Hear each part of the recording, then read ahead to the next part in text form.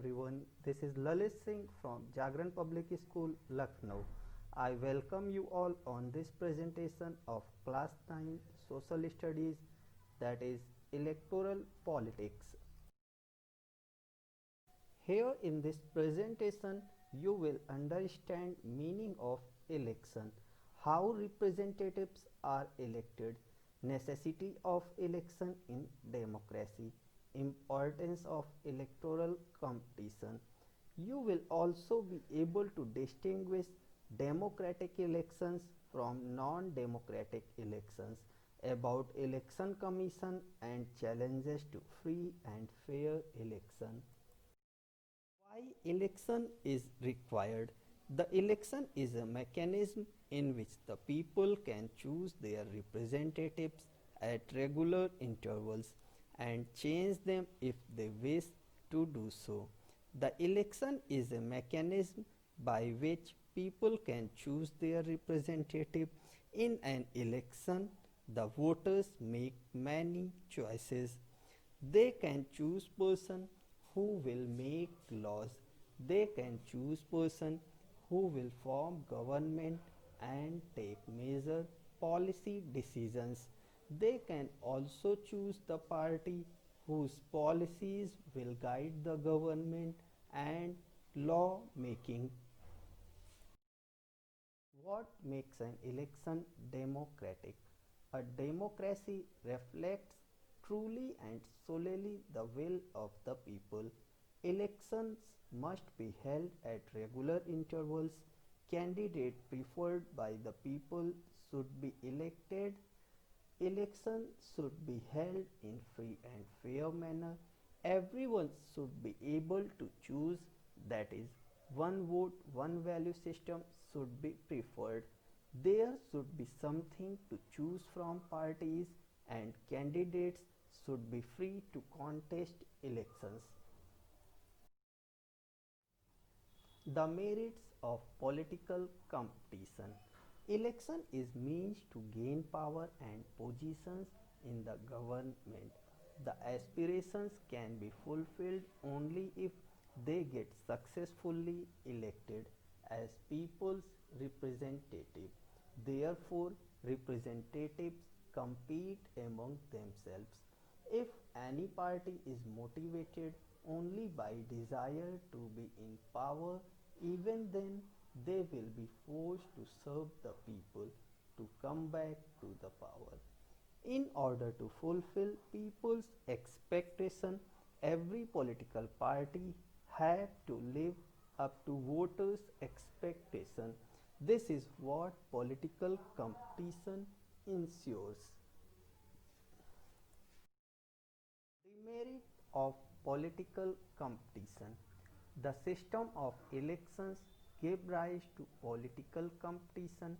The political competition has its own cost. It creates a sense of disunity and factionalism. Different political parties and leaders often used dirty tricks to win election. The election fights does not allow sensible long-term policies to be formulated. The environment created by competition dissuades many people to enter the political arena. India follows an area-based system of representation. For this purpose, the country is divided into different areas for purposes of election. These are called electoral constituencies. There are 543 constituencies in Lok Sabha. Each member is called Member of Parliament. A state elected representative is called Member of Legislative Assembly. In case of panchayat and municipal election, each village and town is divided into several wards like constituencies. Reserved constituency. A true democracy provides equal opportunity to all individuals to take part in elections. However, due to various historical, social, cultural and economic reasons, sections of society has remained backward. For these sections, that is scheduled caste and scheduled tribe, few constituencies have been reserved. It means in scheduled caste constituency, only someone who belongs to the scheduled caste can contest election. Similar process is followed in scheduled tribe constituency. In Lok Sabha, for scheduled caste 79 seats and for scheduled tribe 41 seats have been reserved. System of elections. Elections to Lok Sabha and Vidhan Sabha is conducted after every 5 years. These systems are general election. The Lok Sabha and Vidhan Sabha elections are held regularly after every 5 years. The Lok Sabha or Vidhan Sabha stands dissolved after completing their tenure. Elections are held in all constituencies at the same time. Mid-term election, the Lok Sabha or State Assembly may be dissolved before its term of 5 years. Mid-term poll is required to constitute a new house. By-election, the election is held only for one constituency to fill the vacancy caused by death or resignation of a member. This is called by-election. Voters list. Electoral roll is the list of persons who are eligible to vote in an election. All the citizens aged 18 years and above are eligible voters. Every citizen has the right to vote regardless of his her caste, religion or gender. Persons with unsound mind and criminals can be denied the right to vote. Election photo identity card, that is EPIC. Every eligible voter receives an identity card by the government. This contains the photograph of the voter. The card serves as a mark of identification at the time of polling of votes.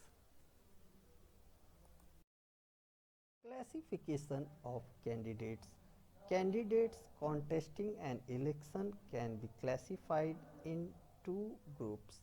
Independent candidate, that is those individuals who contest election on their own. Party candidate, that is those candidates who contest election as a nominee of a political party. Most candidates are fielded from political parties. Nomination of candidates. Anyone can present himself as a candidate. Every person who wishes to contest an election has to fill a nomination form. He gives security deposit and makes legal declaration of serious criminal charges pending against him and provides details of his assets to election commission. Election campaign in India. Election is all about choosing a representative to the legislature. Election campaign generally takes place for 2 week period between the announcement of the final list of candidates and the date of polling. During this period, voters need to be informed about who is a better representative, which party will make a better government. On the other hand, candidates or parties contact their voters, address mass gatherings, and try to mobilize their supporters. Independent Election Commission. Election Commission is an independent body. The whole election in India is carried out by the Election Commission. It is headed by the Chief Election Commissioner and two other members. The Chief Election Commissioner is appointed by the President of India, but once appointed, the CEC is not answerable to the President or the government, even if the ruling party or the government does not like what the Commission does. It is virtually impossible to remove the CEC from his post. Functions of the Election Commission. The functions of the Election Commission are as follows: preparation of voters list, delimitation of the constituencies, controlling the election machinery, recognizing the newly formed parties, allotting party symbols to parties, conducting of polling and counting of votes, announcement of results. Popular participation. If elections are not free and fair, the outcome always favors the powerful. In such a situation, the ruling party always win elections. The outcome of India's election can be checked whether people participate in it with enthusiasm or not. People's participation in election is usually measured by voter turnout figures. Turnout indicates the percent of eligible voters who actually cast their vote. In India, the turnout has either remained stable or actually gone up. Here, illiterate and underprivileged people vote in large proportion. They feel that through election they can bring pressure on political parties to adopt policies and programs favorable to them. Acceptance of election outcome. Each and every political party in India should accept election result as the decision taken by the people.